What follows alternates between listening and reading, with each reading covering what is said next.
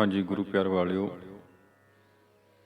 ਜਿਵੇਂ ਆਪ ਜੀ ਜਾਣਦੇ ਹੋ, ਆਪਾਂ ਇਹ ਖਾਸ ਪ੍ਰੋਗਰਾਮ ਨੌਵੇਂ ਪਾਤਸ਼ਾਹ ਗੁਰੂ ਤੇਗ ਬਹਾਦਰ ਜੀ ਦੇ 400 ਸਾਲਾ ਪ੍ਰਕਾਸ਼ ਸ਼ਤਾਬਦੀ ਦੇ ਸੰਬੰਧ ਵਿੱਚ ਸ਼ੁਰੂ ਕੀਤਾ ਹੋਇਆ, ਜਿਸ ਵਿੱਚ ਆਪਾਂ ਉਹਨਾਂ ਦੀ ਬਾਣੀ ਦੀ ਵਿਆਖਿਆ, ਸੰਖੇਪ ਅਰਥ ਅਤੇ ਸ਼ੁੱਧ ਉਚਾਰਨ ਸਮਝ ਰਹੇ ਹਾਂ ਤੇ ਨਾਲ ਹੀ ਨਾਲ ਆਪਾਂ ਕੋਸ਼ਿਸ਼ ਕਰ ਰਹੇ ਹਾਂ ਗੁਰੂ ਤੇਗ ਬਹਾਦਰ ਜੀ ਦੀ ਬਾਣੀ ਜੋ ਪ੍ਰਚਲਿਤ ਮਨੌਤ ਆ, ਥੋੜ੍ਹਾ ਜਿਹਾ ਉਹਦੇ ਤੋਂ ਹਟ ਕੇ ਆਪਾਂ ਸਮਝ ਸਕੀਏ, ਬਾਣੀ ਤੋਂ ਲਾਹਾ ਲੈ ਸਕੀਏ। ਕਿਉਂਕਿ ਗੁਰੂ ਤੇਗ ਬਹਾਦਰ ਜੀ ਦੇ ਪ੍ਰਚਾਰ ਤੋਂ ਪਿੱਛੋਂ ਜੋ ਸੰਘਰਸ਼ਮਈ ਦੌਰ ਸ਼ੁਰੂ ਹੁੰਦਾ ਸਿੱਖ ਇਤਿਹਾਸ ਦੇ ਵਿੱਚ, ਆਪਣੇ ਆਪ ਦੇ ਵਿੱਚ ਉਹ ਇੱਕ ਲਾ ਮਿਸਾਲ ਹੈਗਾ ਆ।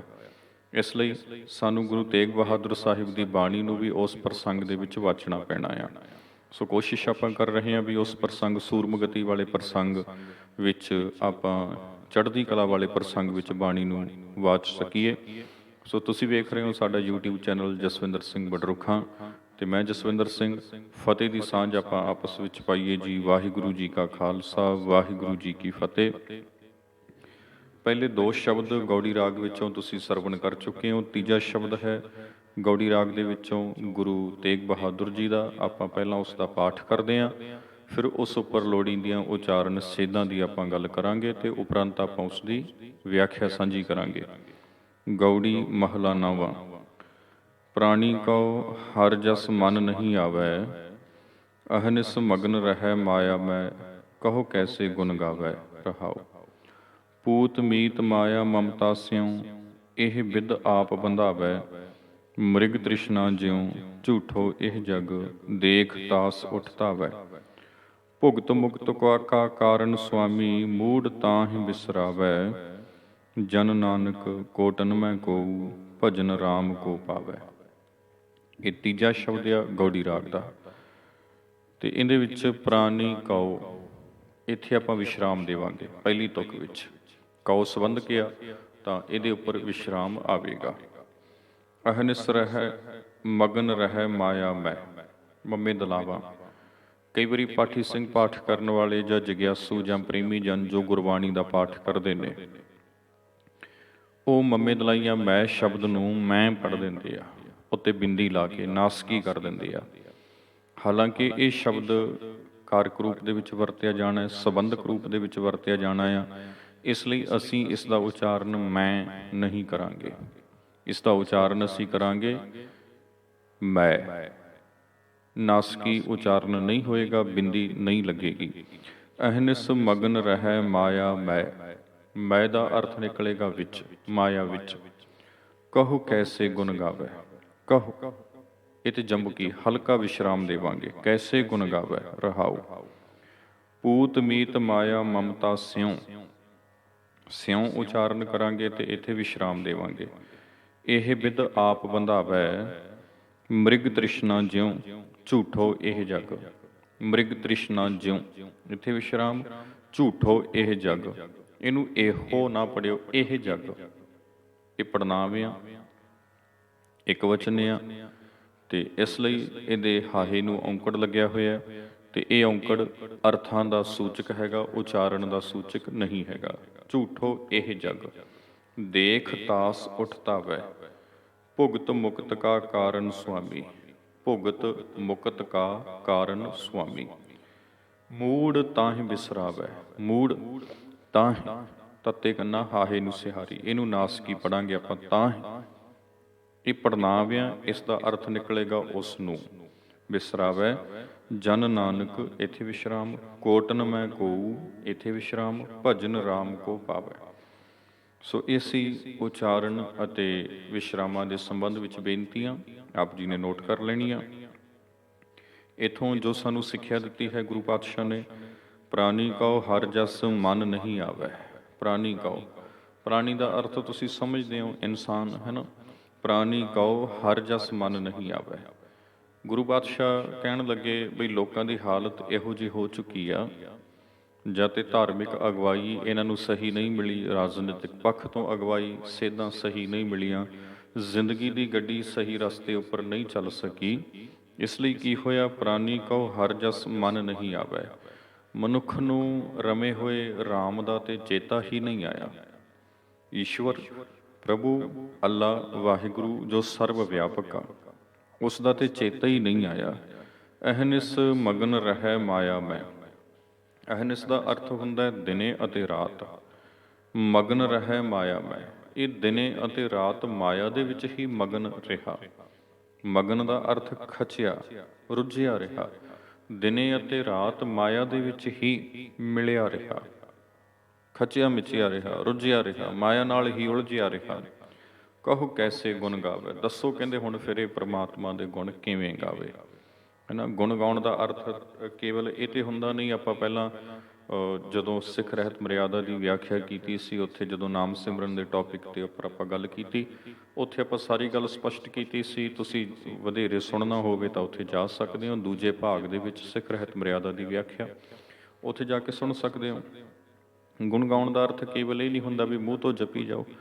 ਤੇ ਕਬੀਰ ਜੀ ਮਹਾਰਾਜ ਨੇ ਆਖਿਆ ਹੈ, ਕਬੀਰ ਮੇਰੀ ਸਿਮਰਨੀ ਰਸਨਾ ਉੱਪਰ ਰਾਮ, ਵੀ ਮੇਰੀ ਸਿਮਰਨੀ ਰਸਨਾ ਤੇ ਰਾਮ ਪਰਮੇਸ਼ਰ ਦਾ ਨਾਮ ਆ, ਹੈ ਨਾ। ਗੁਰਬਾਣੀ ਨੇ ਇਹ ਵੀ ਆਖਿਆ ਹੈ, ਰਸਨਾ ਜਪੈ ਨਾ ਨਾਮ, ਤਿਲ ਤਿਲ ਕਰ ਕੱਟੀਐ। ਪਰ ਨਾਲ ਹੀ ਗੁਰਬਾਣੀ ਨੇ ਇਹ ਵੀ ਆਖਿਆ ਹੈ, ਮੁਖੋਂ ਹਰ ਹਰ ਸਭ ਕੋ ਕਹੈ, ਵਿਰਲੇ ਹਿਰਦੈ ਵਸਾਇਆ, ਨਾਨਕ ਜਿਨ ਕੈ ਹਿਰਦੈ ਵਸਿਆ, ਮੋਖ ਮੁਕਤ ਤਿਨ ਪਾਇਆ। ਰਾਮ ਰਾਮ ਸਭ ਕੋ ਕਹੈ, ਰਾਮ ਨਾ ਪਾਇਆ ਜਾਏ। ਸੋ ਕੇਵਲ ਮੂੰਹੋਂ ਬੋਲਣ ਦੀ ਗੱਲ ਨਹੀਂ ਹੈ। ਠੀਕ ਹੈ, ਮੂੰਹੋਂ ਬੋਲਣਾ ਲਾਜ਼ਮੀ ਆ, ਜ਼ਰੂਰੀ ਆ, ਪਰ ਸਿਰਫ ਤੇ ਸਿਰਫ ਮੂੰਹੋਂ ਬੋਲਣਾ ਹੀ ਸਭ ਕੁਛ ਨਹੀਂ ਹੁੰਦਾ। ਪਰਮੇਸ਼ਰ ਨੂੰ ਅਸੀਂ ਪਰੇ ਵਸਦਾ, ਕਿਸੇ ਦੂਜੀ ਥਾਂ ਦੇ ਉੱਪਰ ਵਸਦਾ ਨਹੀਂ ਮੰਨਣਾ, ਕਿਉਂਕਿ ਹੋਰਨਾਂ ਧਰਮਾਂ ਦੀਆਂ ਮਨੌਤਾਂ ਇਹ ਮੰਨਦੀਆਂ ਨੇ। ਭਾਵੇਂ ਉਹ ਹਿੰਦੂਇਜ਼ਮ ਆ, ਭਾਵੇਂ ਉਹ ਇਸਲਾਮਿਜ਼ਮ ਆ, ਭਾਵੇਂ ਉਹ ਕ੍ਰਿਸਚੈਨਿਟੀ ਆ, ਉਹਨਾਂ ਸਾਰਿਆਂ ਨੇ ਰੱਬ ਨੂੰ ਵੱਖਰਾ, ਦੂਰ, ਉੱਪਰ ਕਿਤੇ ਆਕਾਸ਼ ਵਿੱਚ ਮੰਨਿਆ ਵਾ। ਗੁਰਬਾਣੀ ਨੇ ਪਰਮੇਸ਼ਰ ਨੂੰ ਸਰਬ ਵਿਆਪਕ ਮੰਨਿਆ, ਤੇ ਗੁਰਬਾਣੀ ਨੇ ਬੈਕੁੰਠ ਨੂੰ ਵੀ ਕਿਤੇ ਪਰੇ ਉਰੇ ਨਹੀਂ ਮੰਨਿਆ, ਬਲਕਿ ਪਰਮੇਸ਼ਰ ਦੀ ਰਜ਼ਾ ਦੇ ਵਿੱਚ ਰਮੇ ਹੋਏ ਸਤਿਗੁਰੂ ਪਾਤਸ਼ਾਹ ਤੇ ਗੁਰਬਾਣੀ ਵਿੱਚ ਸਿਖਰ ਕਰ ਜਾਂਦੇ ਆ ਪਿਆਰ ਦੀ। ਜਦੋਂ ਉਹ ਕਹਿ ਦਿੰਦੇ ਆ, ਜਿੱਥੇ ਰੱਖੇ ਬੈਕੁੰਠ ਤੇ ਥਾਈ, ਉਹ ਕਹਿੰਦੇ ਸਾਨੂੰ ਹੋਰਨਾਂ ਬੈਕੁੰਠਾਂ ਦੀ ਲੋੜ ਨਹੀਂ ਆ। ਇਹ ਪਰਮੇਸ਼ਰ, ਜਿੱਥੇ ਤੂੰ ਸਾਨੂੰ ਰੱਖਿਆ ਹੋਇਆ, ਤੇਰੀ ਰਜ਼ਾ ਵਿੱਚ ਆ, ਅਸੀਂ, ਸਾਡੇ ਲਈ ਬੈਕੁੰਠ ਆ, ਕਿਉਂਕਿ ਤੇਰੇ ਪਿਆਰ ਵਿੱਚ ਆ। ਤੇ ਪਿਆਰ ਵਿੱਚ ਅਸੀਂ ਜਿੱਥੇ ਵੀ ਆ, ਬੈਕੁੰਠ ਵਿੱਚ ਆ।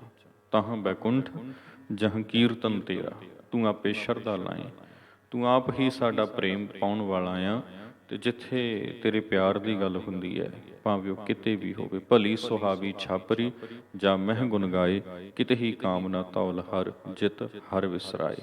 ਸੋ ਗੱਲ ਦਿਲ ਦੇ ਪ੍ਰੇਮ ਦੀ ਹੈ ਜੀ। ਦਿਲੋਂ ਮੁਹੱਬਤ ਜਿਨ ਸੇਈ ਸੱਚਿਆ, ਜਿਨ ਮਨ ਹੋਰ ਮੁਖ ਹੋਰ ਸੇ ਕਾਂਡੇ ਕੱਚਿਆ। ਮੁਖੋਂ ਹੋਰ ਨੇ, ਮੁਖੋਂ ਤੇ ਕਹੀ ਜਾ ਰਹੇ ਆ ਰਾਮ ਰਾਮ, ਨਾ ਅੱਲਾ ਅੱਲਾ, ਵਾਹਿਗੁਰੂ ਵਾਹਿਗੁਰੂ, ਪਰ ਦਿਲ ਵਿੱਚ ਜੇ ਛੁਰੀਆਂ ਨੇ, ਦਿਲ ਵਿੱਚ ਜੇ ਨਫ਼ਰਤ ਦੇ ਬੀਜ ਬੋ ਰੱਖਿਆ ਤੁਸੀਂ ਇੱਕ ਦੂਸਰੇ ਦੇ ਪ੍ਰਤੀ, ਉੱਦਾਂ ਤੁਸੀਂ ਘੰਟੇ ਘੰਟੇ, ਅੱਧੇ ਅੱਧੇ ਘੰਟੇ ਦੇ ਚੌਕੜੇ ਵੀ ਲਾਉਂਦੇ ਆ, ਪਰ ਦਿਲ ਦੇ ਵਿੱਚ ਇੱਕ ਦੂਸਰੇ ਦੇ ਪ੍ਰਤੀ ਨਫ਼ਰਤ ਇੰਨੀ ਪਾਲ ਰੱਖੀ ਆ ਵੀ ਜਾਨੋਂ ਮਾਰਨ ਤੱਕ ਚੱਲ ਜਾਂਦੇ ਆ, ਉੱਥੋਂ ਵੀ ਗੁਰੇਜ਼ ਨਹੀਂ ਕਰਦੇ। ਫਿਰ ਭਾਈ ਉਹ ਰਵੇਂ ਹੋਏ ਰਾਮ ਨੂੰ ਤੁਸੀਂ ਕਿਸ ਰੂਪ ਦੇ ਵਿੱਚ ਜਾਣਿਆ, ਤਾਂ ਅੰਤਰਜਾਤ ਮਾਰ ਲਓ, ਆਪਣੇ ਅੰਦਰ ਵੇਖ ਲਓ। ਗੁਰਬਾਣੀ ਸਾਨੂੰ ਕੀ ਸਮਝਾਉਂਦੀ ਆ ਤੇ ਅਸੀਂ ਕਿਸ ਰਾਹੇ ਤੁਰੇ ਹੋਏ ਹੈਗੇ ਆ। ਕਹੋ ਕੈਸੇ ਗੁਣ ਗਾਵੇ, ਦਿਨੇ ਅਤੇ ਰਾਤ ਮਾਇਆ ਦੇ ਵਿੱਚ ਲਿਪਤ ਰਿਹਾ, ਮਾਇਆ 'ਚ ਖਚਿਆ ਮਿਚਿਆ ਰਿਹਾ, ਲਿਪਤ ਰਿਹਾ। ਕਹੋ ਕੈਸੇ ਗੁਣ ਗਾਵੇ, ਦੱਸੋ ਹੁਣੇ ਕਿਵੇਂ ਗੁਣ ਗਾਵੇ। ਮਾਇਆ ਦਾ ਅਰਥ ਹਰ ਉਹ ਚੀਜ਼ ਜਿਹਨੇ ਇਹਨੂੰ ਰਵੇਂ ਹੋਏ ਰਾਮ ਨਾਲੋਂ ਤੋੜਿਆ ਵਾ, ਤੇ ਭਾਵੇਂ ਉਹ ਚੀਜ਼ ਕੋਈ ਵੀ ਹੋਵੇ। ਅੱਗੋਂ ਦੱਸਦੇ ਹਨ, ਪੂਤ ਮੀਤ ਮਾਇਆ ਮਮਤਾ ਸਿਉ, ਇਹ ਬਿਦ ਆਪ ਬੰਧਾਵੈ।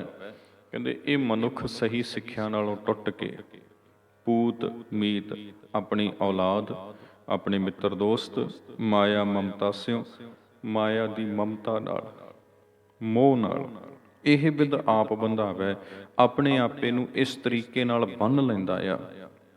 ਮ੍ਰਿਗ ਤ੍ਰਿਸ਼ਨਾ ਜਿਉ ਝੂਠੋ ਇਹ ਜਗ, ਦੇਖ ਤਾਸ ਉੱਠਦਾ ਵੈ। ਜਿਵੇਂ ਮ੍ਰਿਗ ਹੁੰਦਾ ਨਾ, ਹਿਰਨ, ਉਹਦੇ ਵੇਖਣ 'ਚ ਇੱਕ ਚੀਜ਼ ਆਉਂਦੀ, ਸਾਡੇ ਵੀ ਆਉਂਦੀ, ਪਰ ਅਸੀਂ ਕਿਉਂਕਿ ਅਕਲ ਵਾਲੇ ਸਮਝਦੇ ਆਪਣੇ ਆਪ ਨੂੰ, ਇਸ ਲਈ ਅਸੀਂ ਸਮਝ ਜਾਂਦੇ ਹਾਂ। ਤੁਸੀਂ ਅਤ ਗਰਮੀਆਂ ਦੇ ਦਿਨਾਂ ਵਿੱਚ ਕੋਈ ਬਹੁਤ ਸੁੱਕੀ ਤੋਂ ਸੁੱਕੀ ਥਾਂ ਆਪਣੇ ਦੂਰ ਵੇਖਿਓ, ਕਾਫੀ ਦੂਰ ਹੋਵੇ, ਸੜਕ 'ਤੇ ਜਾਂਦੇ ਅਨੁਭਵ ਕਰਿਓ, ਬਹੁਤੀ ਜ਼ਿਆਦਾ ਗਰਮੀ ਲੋ ਪੈ ਰਹੀ ਹੋਵੇ, ਤਾਂ ਸਾਡੇ ਤੋਂ ਦੂਰ ਕਿਲੋਮੀਟਰ ਦੇ ਫਾਸਲੇ 'ਤੇ ਸਾਨੂੰ ਇੰਝ ਪ੍ਰਤੀਤ ਹੁੰਦਾ ਜਿਵੇਂ ਪਾਣੀ ਹੋਵੇ ਸੜਕ 'ਤੇ। ਦਰਅਸਲ ਉਹ ਅੱਖਾਂ ਦਾ ਭੁਲੇਖਾ ਹੁੰਦਾ ਆ। ਨੇੜੇ ਜਾਂਦੇ ਆ ਤੇ ਉਹ ਅੱਗੇ ਪ੍ਰਤੀਤ ਹੁੰਦਾ ਆ, ਉਹ ਅੱਖਾਂ ਦਾ ਭੁਲੇਖਾ ਆ। ਇੱਦਾਂ ਹੀ ਹਿਰਨ ਨੂੰ ਜਦੋਂ ਬਹੁਤੀ ਗਰਮੀ 'ਚ ਪਿਆਸ ਲੱਗੀ ਹੁੰਦੀ ਆ ਨਾ, ਹਿਰਨ ਮ੍ਰਿਗ, ਉਹਨੂੰ ਵੀ ਇੰਝੇ ਪ੍ਰਤੀਤ ਹੁੰਦਾ ਜਿਵੇਂ ਉਹ ਤਪਦੇ ਮਾਰੂਥਲ ਦੇ ਵਿੱਚ ਦੂਰ ਕਿਤੇ ਪਾਣੀ ਹੋਵੇ। ਉਹ ਦੌੜਦਾ ਉਸ ਪਾਸੇ ਜਾਂਦਾ, ਉੱਥੇ ਵੇਖਦਾ, ਉਸ ਤੋਂ ਅੱਗੇ ਦਿਸਦਾ, ਫਿਰ ਉੱਥੇ ਜਾਂਦਾ। ਉਹਨੂੰ ਸਮਝ ਨਹੀਂ ਹੈ ਵਿਚਾਰੇ ਨੂੰ, ਉਹ ਦੌੜ ਭੱਜ ਵਿੱਚ ਆਪਣੀ ਜ਼ਿੰਦਗੀ ਖਰਾਬ ਕਰ ਲੈਂਦਾ। ਉਹਨੂੰ ਪਾਣੀ ਨਹੀਂ ਮਿਲਦਾ, ਪਰ ਪਾਣੀ ਦਾ ਭੁਲੇਖਾ ਜ਼ਰੂਰ ਮਿਲਦਾ ਹੈ। ਭੁਲੇਖੇ ਦੇ ਵਿੱਚ ਉਹਦਾ ਜੀਵਨ ਚਲਿਆ ਜਾਂਦਾ ਹੈ। ਗੁਰੂ ਪਾਤਸ਼ਾਹ ਕਹਿਣ ਲੱਗੇ, ਮ੍ਰਿਗ ਤ੍ਰਿਸ਼ਨਾ ਜਿਉਂ, ਜਿਵੇਂ ਮ੍ਰਿਗ ਦੀ ਤ੍ਰਿਸ਼ਨਾ ਆ ਝੂਠੋ ਇਹ ਜੱਗ, ਤਿਵੇਂ ਹੀ ਆ ਜਿਹੜਾ ਮੰਨ ਕੇ ਬੈਠਿਆ ਸੰਸਾਰ ਨੂੰ, ਇਹ ਵੀ ਇੱਦਾਂ ਹੀ ਆ ਬਿਨ ਸੰਹਾਰ। ਦੇਖ ਤਾਸ ਉੱਠ ਧਾਵੈ, ਜਿੱਦਾਂ ਮ੍ਰਿਗ ਦੇਖ ਕੇ, ਤਾਸ ਦਾ ਅਰਥ ਉਸ ਪਾਸੇ, ਉੱਠ ਧਾਵੈ ਉੱਠ ਕੇ ਦੌੜ ਪੈਂਦਾ, ਜਿੱਥੇ ਉਹਨੂੰ ਲੱਗਦਾ ਵੀ ਇੱਥੇ ਮੈਨੂੰ ਪਾਣੀ ਮਿਲੇਗਾ, ਦੌੜ ਗਿਆ। ਫਿਰ ਉਸ ਤੋਂ ਅੱਗੇ ਲੱਗਿਆ, ਫਿਰ ਉੱਧਰ ਦੌੜ ਗਿਆ, ਫਿਰ ਉਸ ਤੋਂ ਅੱਗੇ ਜਾ ਪਿਆ, ਉੱਧਰ ਦੌੜ ਗਿਆ। ਇੱਦਾਂ ਹੀ ਇਹ ਪਹਿਲਾਂ ਤੇ ਸਮਝਦਾ ਹੈ ਵੀ ਸ਼ਾਇਦ ਮੈਂ ਚੰਗਾ ਪੜ੍ਹਾਂ ਲਿਖਾਂ, ਉਸ ਪਾਸੇ ਨੂੰ ਦੌੜਿਆ। ਪੜ੍ਹਨਾ ਚਾਹੀਦਾ ਆ, ਹੈ ਨਾ, ਐਜੂਕੇਸ਼ਨ ਲੈਣੀ ਚਾਹੀਦੀ ਹੈ। ਫਿਰ ਦੇਖਦਾ ਹੈ ਚੰਗੀ ਜੌਬ ਮਿਲ ਜਾਏ, ਕੰਮ ਕਾਰੇ ਲੱਗਣਾ ਚਾਹੀਦਾ, ਬੰਦੇ ਨੂੰ ਨਕਾਰਾ ਨਹੀਂ ਹੋਣਾ ਚਾਹੀਦਾ, ਉਹ ਵੀ ਲੱਗ ਗਏ। ਫਿਰ ਚੰਗੇ ਘਰ 'ਚ ਵਿਆਹ ਹੋ ਜਾਏ, ਉਹ ਵੀ ਹੋ ਗਿਆ, ਨਿਆਣੇ ਹੋ ਜਾਣ, ਉਹ ਵੀ ਹੋ ਗਏ। ਹੁਣ ਜੋ ਜੋ ਚਾਹੁੰਦਾ ਗਿਆ ਸਭ ਇਹਨੂੰ ਮਿਲਦਾ ਗਿਆ, ਪਰ ਕੀ ਉਸ ਸਭ ਦੇ ਵਿੱਚ ਇਹਨੂੰ ਸੰਤੁਸ਼ਟੀ ਮਿਲੀ? ਮਨ ਹੈ ਨਾ ਜਿਹੜਾ, ਇਹਨੂੰ ਟਿਕਾ ਮਿਲ ਗਿਆ, ਉੱਥੇ ਜੌਬ ਮਿਲ ਗਈ, ਚੰਗਾ ਪੜ੍ਹ ਲਿਖ ਗਿਆ, 4 ਪੈਸੇ ਹੋ ਗਏ, ਪਰਿਵਾਰ ਹੋ ਗਿਆ, ਘਰ ਹੋ ਗਿਆ, ਸਭ ਕੁਛ ਇਹਦੇ ਕੋਲ, ਰੱਜ ਗਿਆ? ਨਹੀਂ। ਹੁਣ ਉਸ ਤੋਂ ਅੱਗੇ ਨਿਗਾਹ ਪਈ, ਉੱਥੇ ਫਿਰ ਲੱਗਿਆ ਵੀ ਇੱਥੇ ਜਾ ਕੇ ਪਿਆਸ ਮੇਰੀ ਸ਼ਾਂਤ ਹੋਏਗੀ। ਫਿਰ ਉੱਧਰ ਨੂੰ ਦੌੜ ਪਿਆ, ਕੋਈ ਵੱਡੀ ਸਾਰੀ ਕਾਰ, ਉਹ ਵੀ ਮਿਲ ਗਈ। ਫਿਰ ਉਸ ਤੋਂ ਅੱਗੇ ਨਿਗਾਹ ਪੈ ਗਈ ਕਿਤੇ, ਦੇਖ ਤਾਸ ਉੱਠ ਧਾਵੈ। ਇੱਦਾਂ ਹੀ ਦੌੜ ਭੱਜ 'ਚ ਲੱਗਿਆ, ਆਪਣੀ ਜ਼ਿੰਦਗੀ ਵਸਤੂਆਂ ਪਿੱਛੇ, ਪਦਾਰਥਾਂ ਪਿੱਛੇ ਬੇਅਰਥ ਗਵਾ ਜਾਂਦਾ ਹੈ। ਆਪਣੀ ਜ਼ਿੰਦਗੀ 'ਚ ਜੋ ਲਾਹਾ ਲੈਣਾ ਹੁੰਦਾ ਹੈ, ਆਪਣੀ ਜ਼ਿੰਦਗੀ ਨੂੰ ਜੋ ਜਿਉਣਾ ਹੁੰਦਾ ਹੈ, ਉਹ ਇਹਦੇ ਹਿੱਸੇ ਆ ਹੀ ਨਹੀਂ ਸਕਦਾ। ਉਸ ਤੋਂ ਖੁੰਝ ਜਾਂਦਾ, ਬੜੀ ਬੁਰੀ ਤਰ੍ਹਾਂ ਖੁੰਝ ਜਾਂਦਾ ਹੈ। ਪਦਾਰਥਾਂ ਦੀ ਦੌੜ ਵਿੱਚ ਲੱਗਿਆ ਹੋਇਆ ਆਪਣੀ ਜ਼ਿੰਦਗੀ 'ਚ ਸਕੂਨ ਨਹੀਂ ਲੈ ਪਾਉਂਦਾ। ਬਸ ਫੋਕੀ ਚੌਧਰ ਦੀ ਦੌੜ ਵਿੱਚ ਲੱਗਿਆ ਹੋਇਆ ਬਈ ਉਹ ਖੱਟ ਲਵਾਂ, ਉਹ ਪ੍ਰਾਪਤ ਕਰ ਲਵਾਂ, ਜੋੜ ਲਵਾਂ ਕੁਝ ਨਾ ਕੁਝ। ਉਸ ਦੌੜ ਵਿੱਚ ਲੱਗਿਆ ਹੋਇਆ ਆਪਣੀ ਜ਼ਿੰਦਗੀ ਦਾ ਆਨੰਦ ਨਹੀਂ ਲੈ ਸਕਦਾ। ਪ੍ਰਾਣੀ ਤੂੰ ਆਇਓ ਲਾਹਾ ਲੈਣ, ਲੱਗਾ ਕਿਤ ਕੋ ਫਕੜੇ ਸਭ ਮੁੱਕਦੀ ਚੱਲੀ ਰਹਿ। ਉਹ ਜਿਹੜਾ ਲਾਹਾ ਲੈਣਾ ਸੀ ਨਾ, ਉਹ ਤੇ ਲਈ ਨਹੀਂ ਹੁੰਦਾ। ਬਸ ਇੱਦਾਂ ਹੀ ਦੌੜ ਭੱਜ, ਦੌੜ ਭੱਜ, ਦੌੜ ਭੱਜ। ਫਿਰ ਕਹਿੰਦਾ ਮੈਨੂੰ ਸਕੂਨ ਮਿਲੇ। ਹੁਣ ਦੱਸਿਓ ਇੱਕ ਗੱਲ ਮੈਨੂੰ, ਇੱਕ ਬੰਦਾ ਨਾ, ਤੁਸੀਂ ਆਪ ਪ੍ਰੈਕਟੀਕਲ ਕਰਿਓ, ਸਵੇਰੇ ਜਾਗਿਓ, ਇਸ਼ਨਾਨ ਪਾਨ ਕਰਿਓ, ਇਸ਼ਨਾਨ ਪਾਨ ਕਰਕੇ ਤੁਸੀਂ ਦੌੜ ਪਿਓ, ਰਨਿੰਗ 'ਤੇ ਜਾਇਓ, ਮਾਰਨਿੰਗ ਵਾਕ 'ਤੇ ਜਾਇਓ ਅਤੇ ਦੌੜੀ ਜਾਇਓ, ਰੁਕਿਓ ਹੀ ਨਾ। 5 ਮਿੰਟ, 10 ਮਿੰਟ, 15 ਮਿੰਟ, 20 ਮਿੰਟ, ਅੱਧਾ ਘੰਟਾ, ਘੰਟਾ, 2 ਘੰਟੇ ਦੌੜੀ ਜਾਇਓ। ਸਾਹ ਵੀ ਚੜ੍ਹ ਜਾਏ, ਥੱਕ ਵੀ ਜਾਓ, ਫਿਰ ਵੀ ਦੌੜੀ ਜਾਇਓ। ਤੁਸੀਂ ਆਖੋਗੇ ਕਿਉਂ, ਅਸੀਂ ਕਮਲੇ ਹਾਂ? ਹਾਂ, ਕਮਲੇ ਹੋ। ਦੌੜੀ ਜਾਣਾ ਤੇ ਦੌੜਦੇ ਦੌੜਦੇ ਨਾ ਆਪਣੇ ਆਪ ਨੂੰ ਸਵਾਲ ਕਰਨਾ ਵੀ ਮਨਾ, ਮੈਨੂੰ ਦੌੜਦੇ ਦੌੜਦੇ ਨੂੰ ਆਰਾਮ ਕਿਉਂ ਨਹੀਂ ਮਿਲ ਰਿਹਾ? ਦਰਅਸਲ ਆਰਾਮ ਤੁਹਾਨੂੰ ਦੌੜ ਵਿੱਚੋਂ ਨਹੀਂ ਮਿਲਣਾ, ਤੁਹਾਨੂੰ ਟਰੈਕ ਤੋਂ ਬਾਹਰ ਆ ਕੇ ਇੱਕ ਥਾਂ ਤੇ ਬੈਠ ਕੇ ਮਿਲਣਾ। ਜ਼ਿੰਦਗੀ 'ਚ ਅਸੀਂ ਆ ਨਹੀਂ ਕਰ ਰਹੇ, ਬਸ ਦੌੜ ਭੱਜ 'ਚ ਲੱਗੇ ਹੋਏ ਹਾਂ, ਇੱਕ ਦੂਜੇ ਤੋਂ ਅੱਗੇ ਲੰਘਣ ਦੀ ਦੌੜ 'ਚ ਲੱਗੇ ਹੋਏ ਹਾਂ। ਆਪਣੀ ਦੌੜ ਨਹੀਂ ਵੇਖ ਰਹੇ, ਆਪਣਾ ਟਰੈਕ ਨਹੀਂ ਵੇਖ ਰਹੇ, ਬਸ ਦੂਜੇ ਤੋਂ ਅੱਗੇ ਲੰਘੀਏ। ਦੂਜਿਆਂ ਤੋਂ ਅੱਗੇ ਦੀ ਦੌੜ ਨੇ ਜ਼ਿੰਦਗੀ ਬੇਕਾਰ ਕਰ ਦਿੱਤੀ, ਸਰੀਰ ਰੋਗੀ ਕਰ ਦਿੱਤੇ। ਕੀ ਖੱਟਿਆ ਮੁੜ ਕੇ, ਕੀ ਪੱਲੇ ਪਿਆ? ਜੈਸਾ ਆਇਆ ਚੱਲੇ ਜਵਾਰੀ, ਦੋਏ ਹੱਥ ਚਾਰ। ਗਿਆ ਚੱਲਿਆ, ਖੱਟ ਕੇ ਕੀ ਗਿਆ? ਦੌੜ ਭੱਜ ਵਿੱਚੋਂ ਜ਼ਿੰਦਗੀ ਜਿਹੜੀ ਮਿਲੀ ਸੀ ਜਿਉਣ ਵਾਸਤੇ, ਇਹਦੇ ਵਿੱਚੋਂ ਸਕੂਨ, ਇਹਦੇ ਵਿੱਚੋਂ ਟਿਕਾ, ਇਹਦੇ ਵਿੱਚੋਂ ਪ੍ਰਾਪਤੀ ਇਸ ਨੂੰ ਕੀ ਹੋਈ? ਕੋਈ ਹੋਈ ਜਾਂ ਨਹੀਂ ਹੋਈ? ਹੁਣ ਇਹ ਵੇਖਣਾ। ਮਹਾਰਾਜ ਕਹਿੰਦੇ ਦੇਖ ਤਾਸ ਉੱਠ ਧਾਵੈ, ਦੇਖ ਕੇ ਬਸ ਤਾਸ ਉਸੇ ਪਾਸੇ ਨੂੰ ਦੌੜਦਾ ਰਹਿੰਦਾ। ਤੇ ਕਿਉਂਕਿ ਪਰਮੇਸ਼ਰ ਨਾਲ ਤੇ ਜੁੜਿਆ ਨਹੀਂ ਹੋਇਆ, ਹਰ ਜਸ ਮਨ ਨਹੀਂ ਆਵੈ, ਰਮੇ ਹੋਏ ਰਾਮ ਦਾ ਤੈਨੂੰ ਪਤਾ ਹੀ ਨਹੀਂ ਹੈ। ਇਹ ਦੌੜਦਾ ਹੀ ਰਹਿੰਦਾ, ਕਦੀ ਕਿੱਧਰ ਕਦੀ ਕਿੱਧਰ। ਭੁਗਤ ਮੁਕਤ ਕਾ ਕਾਰਨ ਸੁਆਮੀ, ਮੂੜ ਤਾਂ ਹੀ ਬਿਸਰਾਵੈ। ਭੁਗਤ ਮੁਕਤ ਕਾ ਕਾਰਨ ਸੁਆਮੀ। ਪਰਮਾਤਮਾ ਤੇ ਭਾਈ ਖਜ਼ਾਨਾ ਆ ਭੁਗਤ ਤੇ ਮੁਕਤ ਦਾ, ਉਹ ਤੇ ਪਦਾਰਥਾਂ ਦਾ, ਉਹ ਤੇ ਮੁਕਤੀ ਦਾ ਖਜ਼ਾਨਾ ਆ। ਮੂੜ ਤਾਂ ਹੀ ਵਿਸਰਾਵੈ, ਪਰ ਇਹ ਮੂਰਖ ਉਸ ਨੂੰ ਵਿਸਾਰ ਦਿੰਦਾ, ਭੁਲਾ ਦਿੰਦਾ। ਹੁਣ ਰੱਬ ਤੋਂ ਮੁਕਤੀ ਕਿਵੇਂ ਮਿਲਣੀ ਹੈ ਜੀ? ਸਭੈ ਘਟ ਰਾਮ ਬੋਲੇ, ਰਾਮਾ ਬੋਲੇ ਰਾਮ ਬਿਨਾ ਕੋ ਬੋਲੇ ਰੇ। ਰੱਬ ਹੀ ਵਿਆਪਕ ਹਨ ਸਾਰੇ ਪਾਸੇ, ਊਚ ਨੀਚ ਮੈਂ ਜੋਤ ਸਮਾਣੀ, ਘਟ ਘਟ ਮਾਧੋ ਜੀਆ। ਸਾਰਿਆਂ ਦੇ ਵਿੱਚ ਰੱਬ ਦੀ ਹੀ ਜੋਤ ਹੈ। ਤਿਸ ਮਹਿ ਜੋਤ ਜੋਤ ਹੈ ਸੋਏ, ਸਭ ਮਹਿ ਜੋਤ ਜੋਤ ਹੈ ਸੋਏ। ਤਿਸ ਦਾ ਚਾਨਣ ਸਭ ਮਹਿ ਚਾਨਣ ਹੋਏ। ਹੁਣ ਜੋਤ ਤੇ ਸਾਰਿਆਂ ਵਿੱਚ ਰੱਬ ਦੀ ਆ। ਜਦ ਅਸੀਂ ਇਹ ਵੇਖਦੇ ਹਾਂ ਵੀ ਸਾਡੇ ਆਲੇ ਦੁਆਲੇ ਹਰ ਇੱਕ ਦੇ ਵਿੱਚ ਮਨ ਰੱਬ ਦੀ ਜੋਤ ਆ, ਸਾਰਿਆਂ ਦੇ ਵਿੱਚ ਪਰਮੇਸ਼ਰ ਰਮਿਆ ਹੋਇਆ ਵਾ, ਤੇ ਫਿਰ ਦੂਸਰਿਆਂ ਨੂੰ ਦੇਖ ਕੇ ਵੀ ਸਾਨੂੰ ਸੰਤੁਸ਼ਟੀ ਨਹੀਂ ਮਿਲਦੀ। ਰੱਬ ਨੂੰ ਥਾਂ ਥਾਂ ਤੇ ਵਿਆਪਕ ਦੇਖ ਕੇ ਵੀ ਮਨ ਨੂੰ ਸੰਤੁਸ਼ਟੀ ਨਹੀਂ ਮਿਲਦੀ ਵੀ ਇਹਦੇ ਅੰਦਰ ਵੀ ਤੇ ਪਰਮੇਸ਼ਰ ਦੀ ਜੋਤ ਹੈ, ਇਹ ਵੀ ਤੇ ਟਿਕਿਆ ਹੋਇਆ, ਜਾਂ ਇਹਨੇ ਕੀ ਖੱਟ ਲਿਆ ਹੀ ਨਹੀਂ ਦੌੜ ਭੱਜ ਕਰਕੇ ਜੋ ਮੈਂ ਇਸ ਤੋਂ ਵੱਧ ਕਰਾਂ, ਤੇ ਫਿਰ ਇਸ ਤੋਂ ਵੱਧ ਕਰਕੇ ਮੈਂ ਕੀ ਖੱਟ ਲਾਂਗਾ? ਤੇ ਜੋ ਖੱਟਾਂਗਾ ਕੀ ਉਹੀ ਸਭ ਕੁਝ ਹੈ ਜ਼ਿੰਦਗੀ ਲਈ? ਕੀ ਉਸ ਤੋਂ ਬਿਨਾਂ ਹੋਰ ਕੁਝ ਹੈ ਨਹੀਂ? ਕੀ ਜ਼ਿੰਦਗੀ ਦਾ ਕੋਈ ਹੋਰ ਪੱਖ ਹੈ ਨਹੀਂ? ਕੀ ਅਸੀਂ ਇੱਦਾਂ ਖੁਦਗਰਜ਼ ਹੋ ਕੇ ਜਿਉਣਾ ਆ, ਜਾਂ ਸਾਡੀ ਸਮਾਜ ਲਈ, ਸਾਡੀ ਕੌਮ ਲਈ ਵੀ ਕੋਈ ਦੇਣ ਹੋਣੀ ਚਾਹੀਦੀ ਆ?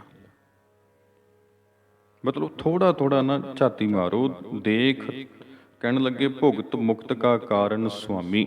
ਰੱਬ ਜਿਸ ਨਾਲ ਜੁੜ ਕੇ ਇਹਨੂੰ ਸੰਤੋਖ ਮਿਲਣਾ ਸੀ, ਸਬਰ ਸੰਤੁਸ਼ਟੀ ਮਿਲਣੀ ਸੀ, ਮੂੜ ਤਾਂ ਹੀ ਬਿਸਰਾਵੈ, ਇਹਨੇ ਉਹਨੂੰ ਭੁਲਾ ਦਿੱਤਾ।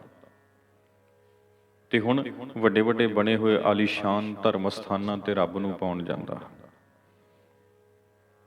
ਤੇ ਜਿਹੜੀ ਗੱਲ ਆਪਾਂ ਪਹਿਲਾਂ ਕੀਤੀ, ਭਲੀ ਸੁਹਾਵੀ ਛਾਪਰੀ ਜਾਂ ਮਹਿੰਗੁਨ ਗਾਏ, ਉਹ ਤੇ ਦੇ ਵਾਸੇ ਗੇੜ 'ਚ ਨਹੀਂ ਆ ਰਹੀ ਉਹ ਗੱਲ। ਤਾਂ ਘਰ ਹੀ ਬੈਠਿਆਂ ਸ਼ੌ ਮਿਲੇ, ਜੇ ਨੀਅਤ ਰਾਸ ਕਰੇ, ਉਹ ਤੇ ਗੇੜ 'ਚ ਨਹੀਂ ਆ ਰਹੀ ਉਹ ਗੱਲ। ਤਾਂ ਸਭੈ ਘਟ ਰਾਮ ਬੋਲਾ, ਉਹ ਤੇ ਪਕੜ 'ਚ ਨਹੀਂ ਆਈ ਉਹ ਗੱਲ, ਤੇ ਸਮਝ ਹੀ ਨਹੀਂ ਆਈ। ਹਾਂ, ਦੇਖ ਦਾਸ ਉੱਠਦਾ ਵੈ, ਦੌੜ ਭੱਜ ਬੜੀ ਕਰ ਰਿਹਾ, ਪਰੇ ਹੋ ਰਿਹਾ, ਦੌੜ ਰਿਹਾ ਪਰਮਾਤਮਾ ਨੂੰ ਪਾਉਣ ਲਈ। ਤੇ ਉਹ ਜਿਹੜਾ ਇਹਨੂੰ ਘਰ ਬੈਠਿਆਂ ਵੀ ਮਿਲ ਸਕਦਾ, ਜਿਹਦੀ ਪ੍ਰਾਪਤੀ ਇਹਨੂੰ ਹਰ ਇੱਕ ਥਾਂ ਤੋਂ ਹੋ ਸਕਦੀ ਆ, ਉਸ ਦੇ ਨਾਲ ਕਨੈਕਸ਼ਨ ਨਹੀਂ ਬਣ ਰਿਹਾ। ਬਸ ਕਾਰਨ ਕੀ ਹੈ? ਕਿਉਂਕਿ ਆਪਣਾ ਐਂਟੀਨਾ ਹੱਲਿਆ ਹੋਇਆ ਇਹਦਾ। ਇਹ ਉੱਥੇ ਲੱਭ ਰਿਹਾ ਜਿੱਥੇ ਉਹਦੀ ਪ੍ਰਾਪਤੀ ਨਹੀਂ ਹੋਣੀ, ਤੇ ਜਿੱਥੇ ਉਹ ਹੈ ਉੱਥੇ ਲੱਭ ਨਹੀਂ ਰਿਹਾ।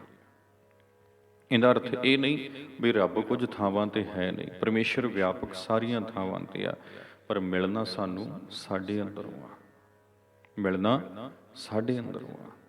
ਪਾਣੀ ਤੇ ਸਾਰੀ ਧਰਤੀ ਤੇ ਹੀ ਆ, ਪਿਆਸ ਤੇ ਉਸੇ ਨਾਲ ਬੁਝੇਗੀ ਨਾ ਜਿਹੜਾ ਅਸੀਂ ਗਲਾਸ ਭਰ ਕੇ ਪੀ ਲਾਂਗੇ। ਸਾਡੇ ਤੇ ਉਹੀ ਕੰਮ ਆ ਨਾ। ਉੱਦਾਂ ਦੇ ਭਾਵੇਂ ਸਾਗਰ ਪਾਣੀ ਦੇ ਭਰੇ ਪਏ ਨੇ, ਪਰ ਫਿਰ ਵੀ ਕਈ ਲੋਕ ਨੇ ਜਿਹੜੇ ਪਿਆਸੇ ਮਰ ਜਾਂਦੇ ਆ, ਪਿਆਸ ਨਾਲ ਜਾਨ ਨਿਕਲ ਜਾਂਦੀ। ਉਹਨਾਂ ਦੀ ਜ਼ਿੰਦਗੀ ਤੇ ਉਹ ਪਾਣੀ ਦਾ ਇੱਕ ਗਲਾਸ ਹੈ ਨਾ ਜਿਹੜਾ ਉਹਨਾਂ ਦੀ ਜਾਨ ਨੂੰ ਬਚਾ ਸਕਦਾ।